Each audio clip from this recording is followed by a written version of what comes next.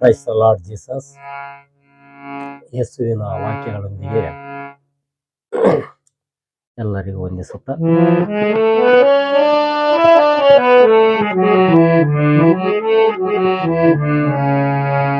ವಾಕ್ಯಗಳ ಕಡೆಯನ್ನು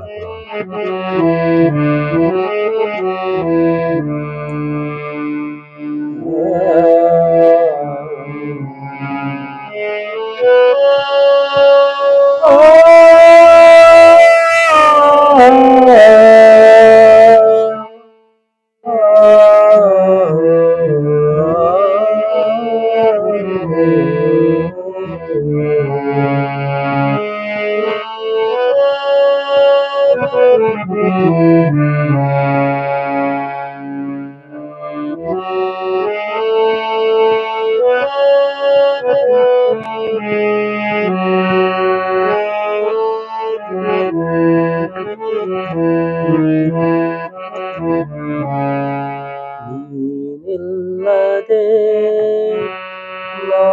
ಬಾಳೆಲ್ಲಿದೆ, ನಿಂದಯ ಇಲ್ಲದೆ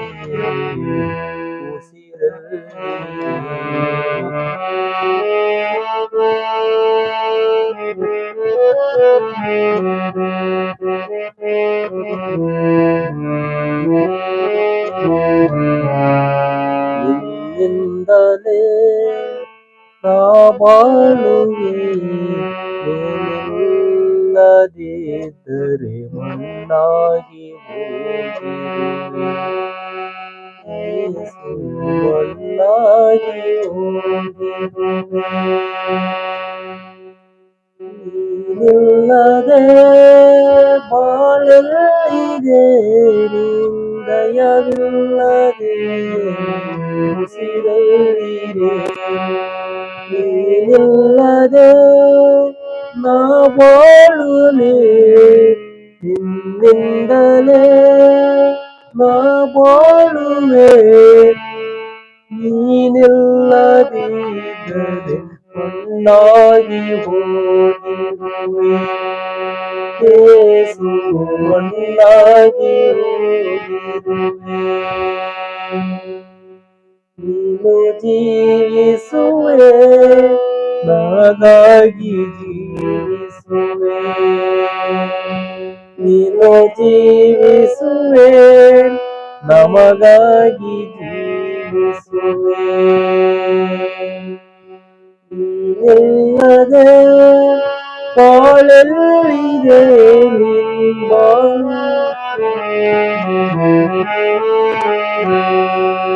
ನೀನಿಂದಲೇ ಬಾಳೆಲ್ಲವೂ,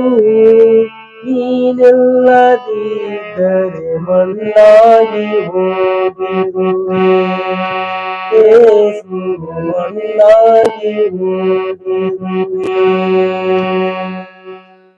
ನೀನಿಲ್ಲದೆ ಬಾಳೆಲ್ಲಿದೆ, ನಿಂದಯವಿಲ್ಲದೆ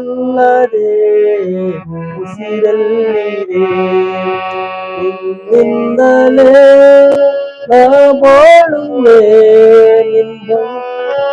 ನೀನಿಲ್ಲದಿದ್ದರೆ ಮಣ್ಣಾಗಿ ಹೋಗಿರುವೆ,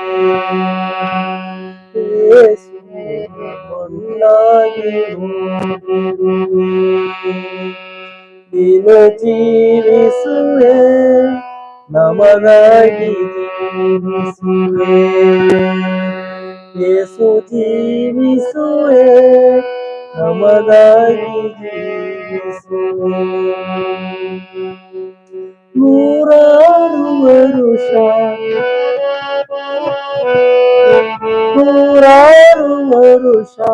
ನಾ ಬಾಳುತ್ತಿದ್ದರು,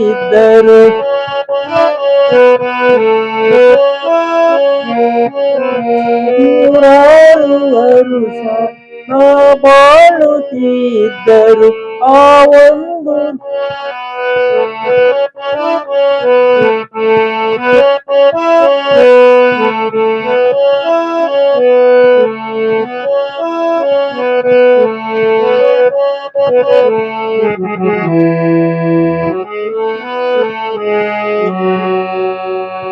ನೂರಾರು ವರುಷ ನಾ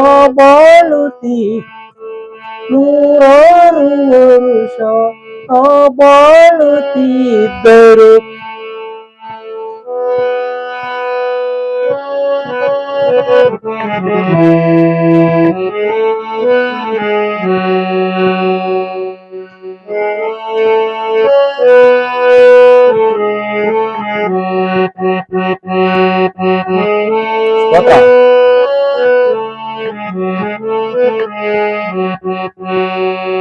ನೂರಾರು ವರುಷ ನಾ ಬಾಳುತ್ತಿದ್ದರು, ನಿಮ್ಮಲ್ಲಿಯ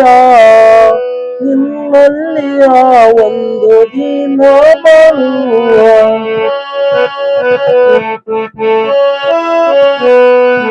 ನಿಮ್ಮಲ್ಲಿ ಬಾಳುವ ಆ ಒಂದು ದಿನವೇ ಸೌಭಾಗ್ಯವೇ, ಜೀವನ ಸಾರ್ಥಕವೇ. ನೂರಾರು ವರುಷ ನಾ ಬಾಳುತ್ತಿದ್ದರು, ನಿಮ್ಮಲ್ಲಿ ಬಾಳುವ ಒಂದು ದಿನವೇ ಸೌಭಾಗ್ಯವೇ, ಜೀವನ ಸಾರ್ಥಕವೇ. ನೂರಾರು ವರುಷ ನಾ ಬಾಳುತ್ತಿದ್ದರು, ನಿಮ್ಮಲ್ಲಿ ಆ ಒಂದು ದಿನವೇ ಸೌಭಾಗ್ಯವೇ, ಜೀವನ ಸಾರ್ಥಕವೇ. ನೂರಾರು ವರುಷ ನಾ ಬಾಳುತ್ತಿದ್ದರು, ನಿಮ್ಮಲ್ಲಿ ಬಾಳುವ ಆ ಒಂದು ದಿನವೇ ಸೌಭಾಗ್ಯವೇ, ಜೀವನ ಸಾರ್ಥಕವೇ. ಇದು ಜೀವಿಸುವೆ, ನಮಗಾಗಿ ಜೀವಿಸುವೆ, ಯೇಸು ಜೀವಿಸುವೆ, ನಮಗಾಗಿ ಜೀವಿಸುವೆ. ನೀನಿಲ್ಲದೆ ಬಾಳೆಲ್ಲಿದೆ, ನಿಂದಯ ಇಲ್ಲದೆ ಉಸಿರಲ್ಲಿದೆ.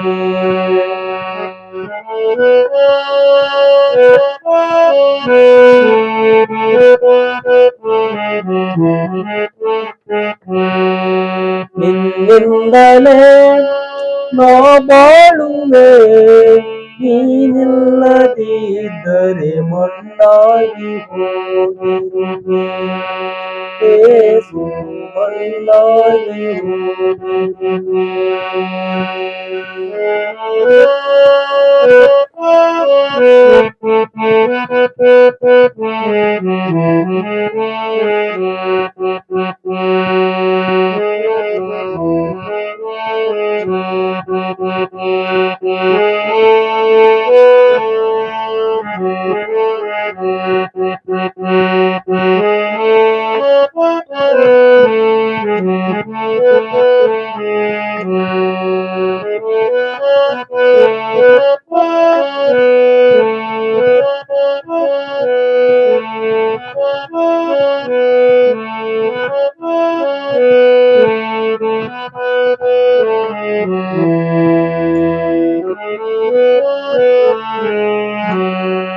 ಕೋಟಿ ಕೋಟಿ ಮಾತು ನಾಡುತ್ತಿದ್ದರು,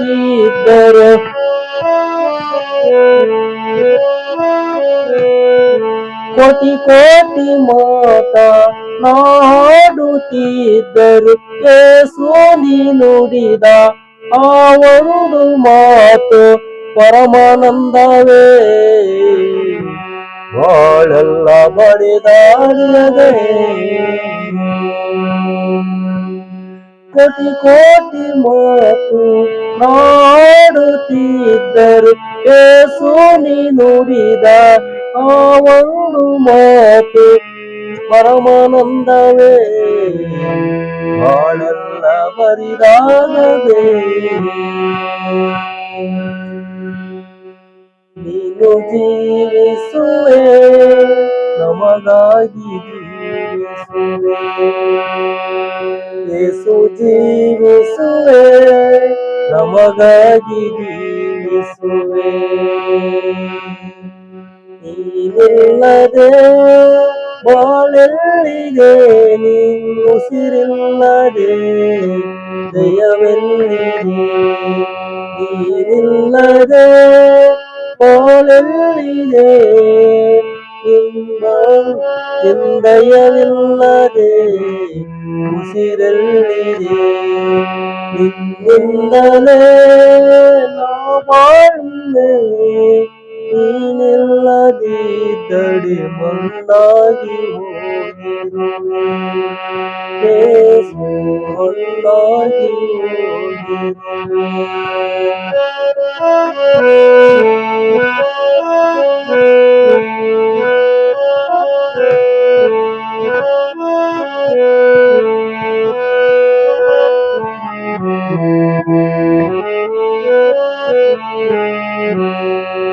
ಬಾಳೊಂದು ಅರ್ಥವ ಬಾಳಿಗೊಂದು ಅರ್ಥವ ನೀ ಎಂದು ನೀಡಿದೆ ಮರು ಜೀವ ಸಿಗುವ ಆತ್ಮದ ಆಸೆಯ ತುಂಬಿಸಿರುವೆ ನನ್ನಲ್ಲಿ ರೂಢಿಸಿರುವೆ.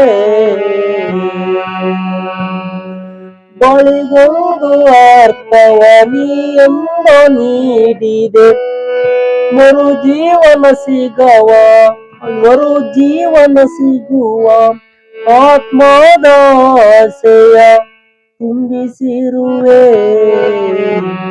ನಿನ್ನಲ್ಲಿ ರೂಢಿಸಿರುವೆ. ನೀನು ಜೀವಿಸುವೆ ನಮಗಾಗಿ ಜೀವಿಸುವೆ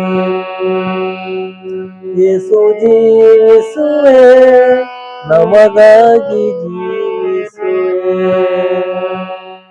ನೀನಿಲ್ಲದೆ ಬಾಳೆಲ್ಲಿದೆ ನಿಂದಯ ಇಲ್ಲದೆ ಉಸಿರೆಲ್ಲಿದೆ. ನಿನ್ನಿಂದಲೇ ನಾ ಬಾಳುವೆ ನೀನಿಲ್ಲದಿದ್ದಡೆ ಮಣ್ಣಾಗಿ ಹೋಗಿರುವೆ ಯೇಸು ಮಣ್ಣಾಗಿ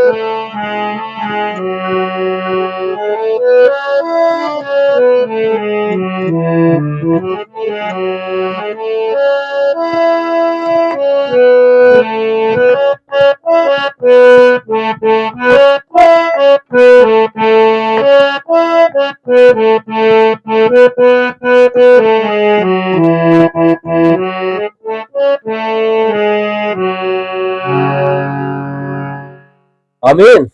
ಹಲ್ಲೆಲೂಯಾ. ಪವಿತ್ರಾತ್ಮನನ್ನು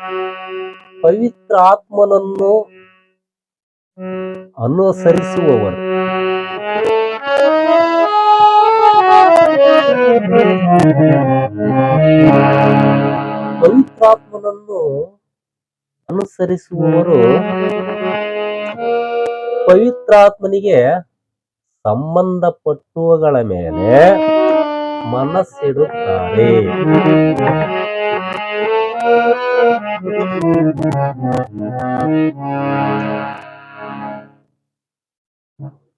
ಪವಿತ್ರಾತ್ಮನಿಗೆ ಸಂಬಂಧಪಟ್ಟವುಗಳ ಮೇಲೆ ಮನಸ್ಸಿಡುತ್ತಾರೆ. ಪವಿತ್ರಾತ್ಮನ ವಾಕ್ಯಗಳ ಮೇಲೆ ಮನಸ್ಸಿಡುತ್ತಾರೆ. ಆ ಭಾವನೆಗಳ ಮೇಲೆ ಮನಸ್ಸಿಡುವವರು ಆ ಭಾವನೆಗಳ ಈ ಶರೀರ ಭಾವನೆಗಳ ಮೇಲೆ ಮನಸ್ಸಿಡುವವರು ಅಂದ್ರೆ ಆ ಶರೀರ ಭಾವನೆಗಳ ಮೇಲೆ ಮನಸ್ಸಿಡುವುದೇ ಮರಣ.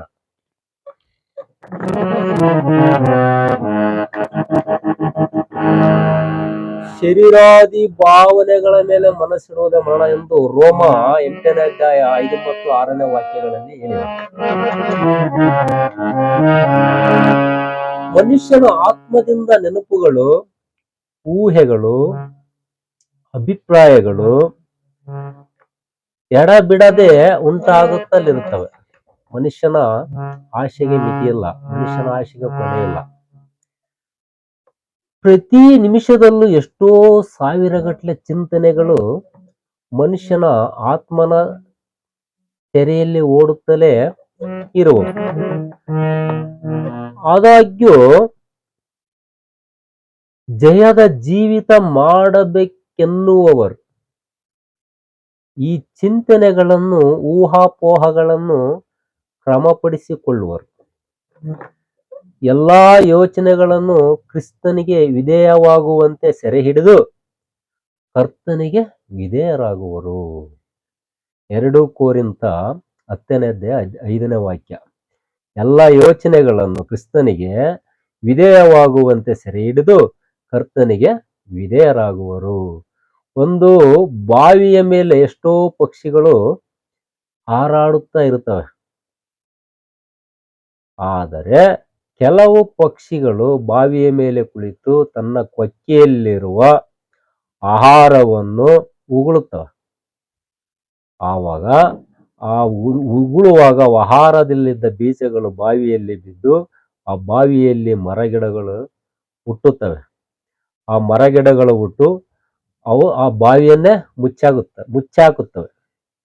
ಅದೇ ರೀತಿ ಮನುಷ್ಯನ ಮನಸ್ಸಿನಲ್ಲಿ ಹಲವಾರು ರೀತಿಯ ಯೋಚನೆಗಳು, ಶರೀರಕ್ಕೆ ಸಂಬಂಧಪಟ್ಟ ಭಾವನೆಗಳು, ಶರೀರಕ್ಕೆ ಸಂಬಂಧಪಟ್ಟ ವಾಸನೆಗಳು ಮನುಷ್ಯನಲ್ಲಿ ಅಡಕವಾಗಿ ಅವನಿಗೆ ಅಂಟಿಕೊಂಡು ಸಾಕಷ್ಟು ಪಾಪಗಳ ಅಂಟಿಕೊಂಡು ಅವನು ಮುಚ್ಚೋಗಿ ಬಿಡುತ್ತಾನೆ.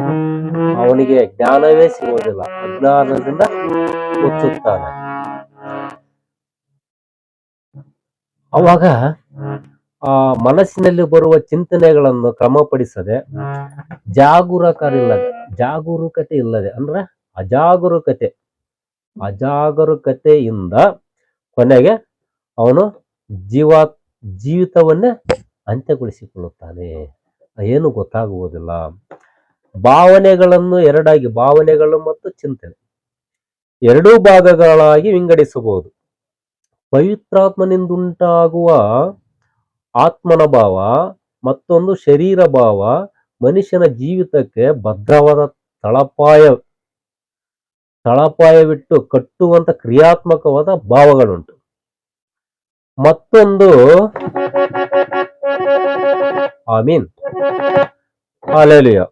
ಮತ್ತೊಂದು ಶರೀರ ಭಾವ ಮನುಷ್ಯನ ಜೀವಿತಕ್ಕೆ ಭದ್ರವಾದ ತಳಪಾಯವಿಟ್ಟು ಕ್ರಿಯಾತ್ಮಕವಾದ ಭಾವಗಳುಂಟು. ಮತ್ತೊಂದು ಅವನ ನಾಶನಕ್ಕೆ ನೇರವಾಗಿ ನಡೆಸಿ ಪಾತಾಳಕ್ಕೆ ತಳ್ಳುವ ನರಭಾವವೂ ಸಹ ಚಿಂತನೆಗಳಲ್ಲಿ ಉಂಟು. ಪೌಲನು ರೋಮಾಪುರ 8ನೇ ಅಧ್ಯಾಯ 7 ಮತ್ತು 10ನೇ ವಾಕ್ಯ, ಶರೀರ ಭಾವನೆಗಳ ಮೇಲೆ, ಶರೀರಕ್ಕೆ ಸಂಬಂಧಪಟ್ಟ ಶರೀರ ಭಾವನೆಗಳ ಮೇಲೆ ಮನಸ್ಸಿಡುವವರು ದೇವರಿಗೆ ಶತ್ರುತ್ವವು. ನೋಡಿ, ಶರೀರಾದಿ ಭಾವನೆಗಳ ಮೇಲೆ ಮನಸ್ಸಿಡುವವನು ದೇವರಿಗೆ ಶತ್ರು. ನಮ್ಮ ಮನಸ್ಸು ನಮಗೆ ಶತ್ರು. ಶತ್ರುವಿನ ಶತ್ರು ಯಾರು? ಮಿತ್ರ. ಅದೇ ರೀತಿ ಇಲ್ಲಿ ಶತ್ರುವಿನ ಶತ್ರು ಯಾರು? ನಮ್ಮ ಶರೀರಾದಿ ಭಾವನೆಗಳು, ನಮ್ಮ ಆಶೆಗಳು, ನಮ್ಮ ಆಶೆ ಆಕಾಂಕ್ಷೆಗಳು. ಅವನು ಶತ್ರು. ಮನಸ್ಸು ದೇವರ ನಿಯಮಕ್ಕೆ ಒಳಪಡುವುದಕ್ಕಾಗುವುದೂ ಇಲ್ಲ.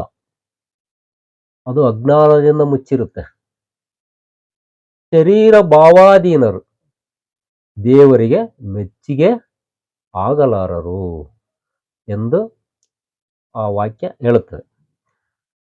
ಶರೀರ ಭಾವಗಳ ಮೇಲೆ ಮನಸ್ಸಿಡುವುದು ಮರಣ. 6ನೇ ವಾಕ್ಯ. ಹಾಗಾದರೆ ಶರೀರ ಭಾವ ಎಷ್ಟು ಭಯಂಕರವಾಗುವುದಲ್ಲವೇ? ಆದ್ದರಿಂದ ಕ್ರಿಸ್ತ ಯೇಸುವಿನವರು ತಮ್ಮ ಶರೀರ ಭಾವವನ್ನು ಅದರ ವಿಷಯಾಭಿಲಾಷ ಸಹಿತ ಶಿಲುಬೆಗೆ ಹಾಕಿದವರಾಗಿರಬೇಕು ಎಂದು ಹೇಳುತ್ತಾನೆ. ಆಸೆ, ಇಚ್ಛೆ, ಕೋಪ, ಉರಿಯುವಿಕೆ, ಲೌಕಿಕದ ಸಂತೋಷ ಎಂಬ ಈ ಎಲ್ಲ ವಿಷಯಾಭಿಲಾಷೆಗಳನ್ನು ಇಟ್ಟುಕೊಂಡು ಜಯವುಳ್ಳ ಜೀವಿತವನ್ನು, ಕ್ರೈಸ್ತ ಜೀವಿತವನ್ನು ಜಯಿಸುವುದು ಸಾಧ್ಯವೇ ಇಲ್ಲ. ಅವನ್ನೆಲ್ಲ ನಾವು ಆ ಶಿಲುಬೆಗೆ ಹಾಕಬೇಕು. ನಾವು ಕ್ರಿಸ್ತನಲ್ಲಿಗೆ ಹೋದವಾಗ ಕ್ರಿಸ್ತನ ಒಂದು ಬಾಗಿಲನ್ನು ನಾವು ತಡೆಯುವಾಗ ಆ ಶರೀರಾದಿ ಭಾವನೆಗಳ ಗಂಟು ತಾನಾಗೆ ಕಳಚಿ ಬೀಳುತ್ತೆ. ಆ ಕ್ರಿಸ್ತನ ಆಶೀರ್ವಾದ ನಮಗೆ ಅಷ್ಟೊಂದು ಫಾಸ್ಟಾಗಿ, ಅಷ್ಟೊಂದು ಪವರ್ಫುಲ್, ಅಷ್ಟೊಂದು ಫಾಸ್ಟಾಗಿ, ಅಷ್ಟೊಂದು ಪವರ್ ಆಗಿ ನಮಗೆ ಆ ಆಶೀರ್ವಾದದ ಮೂಲಕ ನಮ್ಮಲ್ಲಿದ್ದ ತಲೆಗಳಲ್ಲಿರ್ತಕ್ಕಂಥ ಶರೀರಾದಿ ಭಾವನೆಗಳು ಎಲ್ಲ ಕೆಳಗಡೆ ಬೀಳುತ್ತವೆ. ಯಾವ ವ್ಯಕ್ತಿ ತನ್ನ ಚಿಂತನೆಗಳನ್ನು, ಭಾವನೆಗಳನ್ನು ಪವಿತ್ರಾತ್ಮನಿಗೆ ಒಪ್ಪಿಸಿಕೊಡುವನೋ ಆತನು ಅವನ ಜೀವಿತದಲ್ಲಿ ಪ್ರವೇಶಿಸಿ, ಇವನ್ನೆಲ್ಲ ಯಾವಾಗ ನಾವು ಕ್ರಿಸ್ತನಲ್ಲಿ ನಾವು ಒಪ್ಪಿಸಿಕೊಡುತ್ತೇವೆ ಆವಾಗ ನಮ್ಮಲ್ಲಿ ಕ್ರಿಸ್ತನು ಪ್ರವೇಶಿಸಿ ಅವನ ಭಾವನಾ ಮಂಡಲವನ್ನು ಆಳ್ವಿಕೆ ಮಾಡುವನು. ಅವನೇ ಡ್ರೈವಿಂಗ್ ಚೇಂಜ್ ಆಗಿಬಿಡುತ್ತೆ. ಅವನೇ ನಮ್ಮ ಜೀವನವನ್ನು ನಡೆಸಿಕೊಡುವವನಾಗಿರುತ್ತಾನೆ. ತನ್ನನ್ನು ಅಧೀನದಲ್ಲಿಟ್ಟುಕೊಳ್ಳುವವನು ಪವಿತ್ರವಾದ ಗೆಲುವಿನ ಚಿಂತನೆಗಳನ್ನು, ಅಭಿಪ್ರಾಯಗಳನ್ನು ಉಂಟು ಮಾಡುವನು. ಈ ಭಾವನೆಗಳು, ಒಳ್ಳೆಯ ಆಲೋಚನೆಗಳು ಅವನನ್ನು ಪರಿಶುದ್ಧತೆಯನ್ನು ಹೊಂದುವಂತೆ ಆತನನ್ನು ನಡೆಸುವನು. ಪವಿತ್ರಾತ್ಮನ ವಾಕ್ಯಗಳ ಮೇಲೆ ಮನಸ್ಸಿಡುವುದು ಜೀವವು ಮನಃಶಾಂತಿ ಆಗಿರುತ್ತದೆ. ರೋಮ 8ನೇ ಅಧ್ಯಾಯ 6ನೇ ವಾಕ್ಯ. ಪವಿತ್ರಾತ್ಮನ ಮೇಲೆ ಮನಸ್ಸಿಡುವವರ ಜೀವವು ಮನಃಶಾಂತಿಯಿಂದ ಇರುತ್ತದೆ. ಆತ್ಮನಿಂದ ಬರುವ ಆ ಪವಿತ್ರಾತ್ಮನ ಆತ್ಮದಿಂದ ಬರುವ ಜೀವವು ಮನಃಶಾಂತಿ ಆಗಿರುತ್ತದೆ. ಬರುವ ಭಾವನೆಗಳು ಶುದ್ಧವುಳ್ಳವುಗಳಾಗಿರುತ್ತವೆ. ಏಕೆ? ಚಿಂತನೆಯನ್ನು ಒಡುವಿರಿ, ಗಲಿಬಿಲಿ ಇರುವುದಿಲ್ಲ, ಏಕ ಮನಸ್ಸಿನ ಚಿಂತನೆ ಇರುತ್ತದೆ.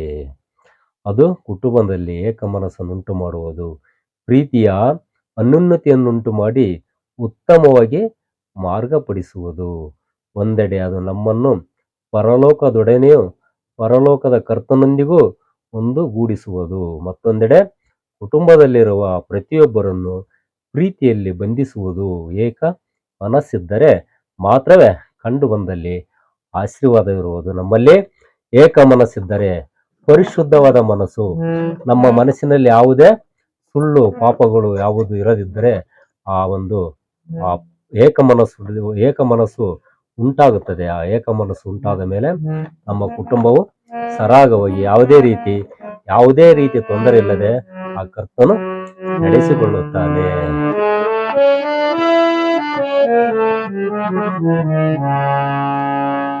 ಇದಕ್ಕಾಗಿ ಮಾಡಬೇಕಾದವು ನೀವು ನಿಮ್ಮ ದೇಹಗಳನ್ನು ದೇವರಿಗೆ ಮೀಸಲಾಗಿಯೂ ಮೆಚ್ಚುಗೆಯಾಗಿಯೂ ಇರುವ ಸಜೀವ ಯಜ್ಞವಾಗಿ ಅರ್ಪಿಸಿರಿ ಎಂದು ದೇವರ ಕನಿಕರವನ್ನು ನಿಮ್ಮ ನೆನಪಿಗೆ ತಂದು ನಿಮ್ಮನ್ನು ಬೇಡಿಕೊಳ್ಳುವುದಾಗಿ ಪೌಲನು ರೋಮ 12ನೇ ಅಧ್ಯಾಯ 1ರಲ್ಲಿ ಹೇಳುವುದನ್ನು ಓದುತ್ತೇವೆ.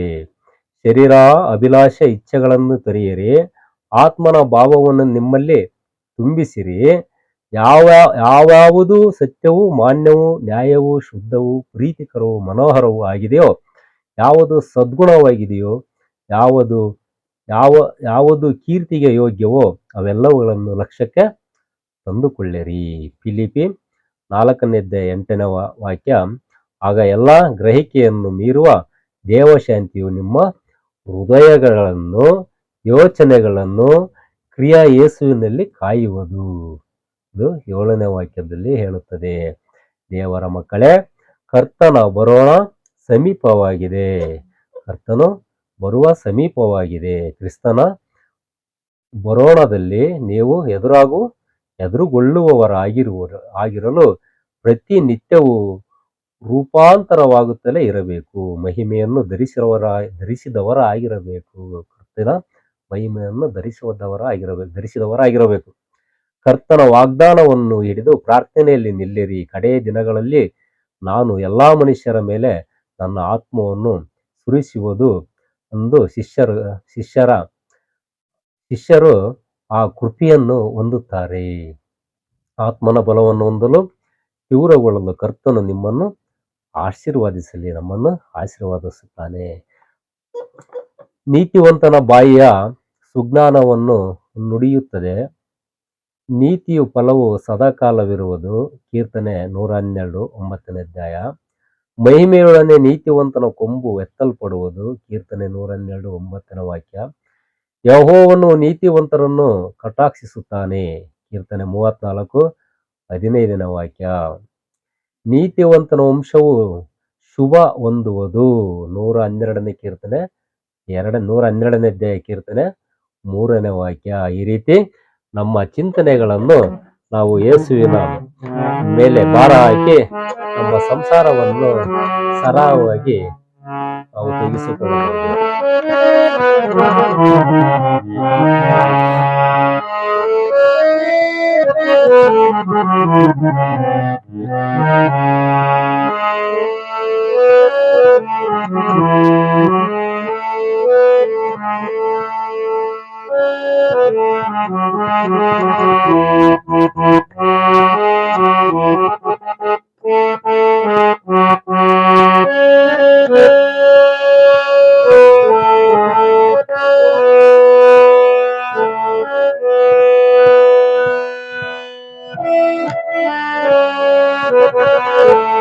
ಏಸಯ್ಯಾ ಏಸಯ್ಯಾ ನೀನಿಲ್ಲದೆ ನಾನಿಲ್ಲಯ್ಯ.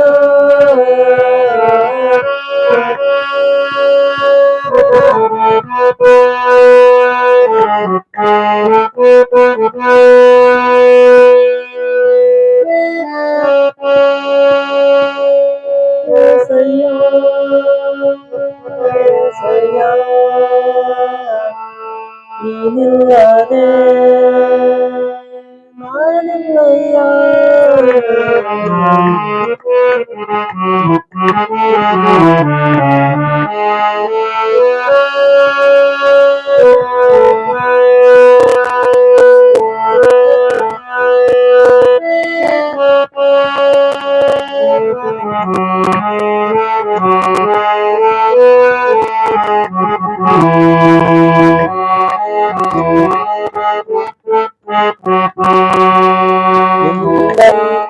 ದೇವರು ಯಾರು ಇಲ್ಲ, ನಿನ್ನಾಗೆ ಪ್ರೀತಿಸುವವರು ಒಬ್ಬರಿಲ್ಲ.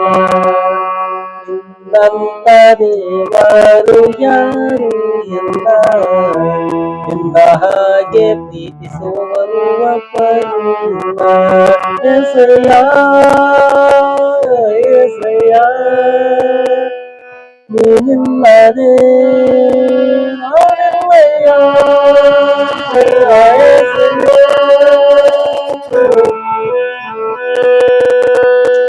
ನೀನಿಲ್ಲದೆ ನಾನಿಲ್ಲಯ್ಯ.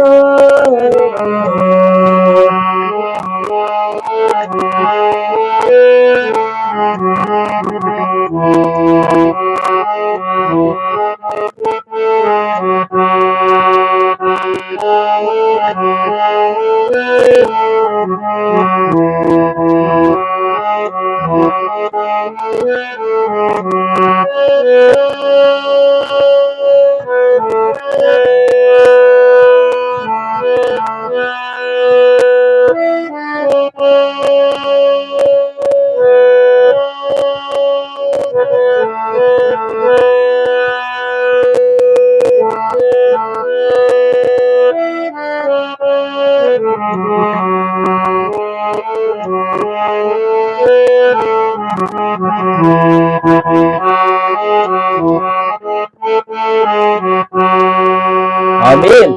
ಹಲ್ಲೆಲೂಯಾ.